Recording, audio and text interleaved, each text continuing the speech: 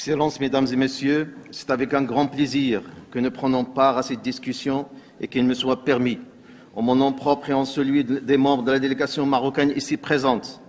d'adresser mes remerciements aux autorités arméniennes et à toutes les composantes du secrétariat de la PFCE pour l'organisation de 21e réunion d'automne et du Forum méditerranéen et pour leur hospitalité chaleureuse. Cette année,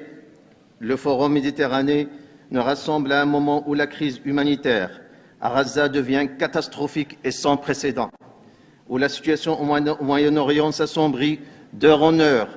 plus que de 4 semaines après le déclenchement de la guerre dans la bande de Gaza, les civils sont toujours pris en cible, faisant des milliers de pertes de vies humaines, des dizaines de milliers de blessés, des sans-abri et de disparus, des lieux de culte, les installations civiles et infrastructures sont toujours bombardées.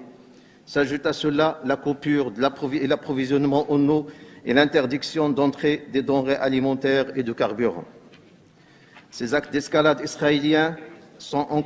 contradiction avec le droit international humanitaire et les valeurs humaines universelles qui imposent en tout temps et en tout lieu des principes clairs de distinction, de proportionnalité et de précaution. Face à cette tragédie humaine, nous devons déployer des efforts communs pour appeler à une escalade urgente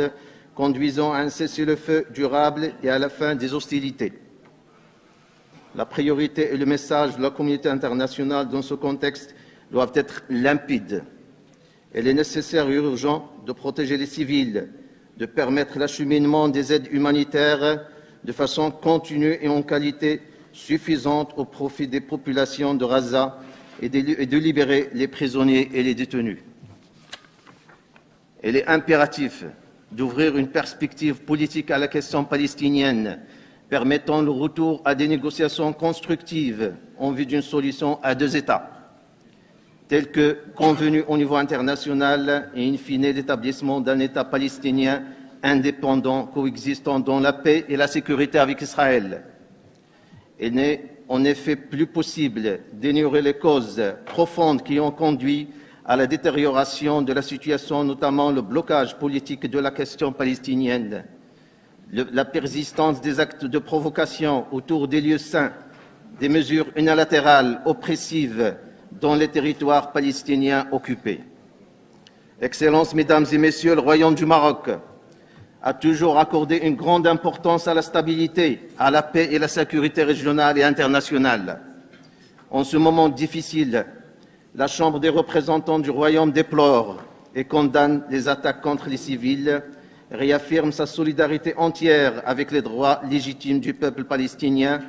en appelant à une relance du processus de paix au Moyen-Orient avec pour objectif l'établissement d'un État palestinien indépendant vivant en paix aux côtés d'Israël. En tant que représentants du peuple,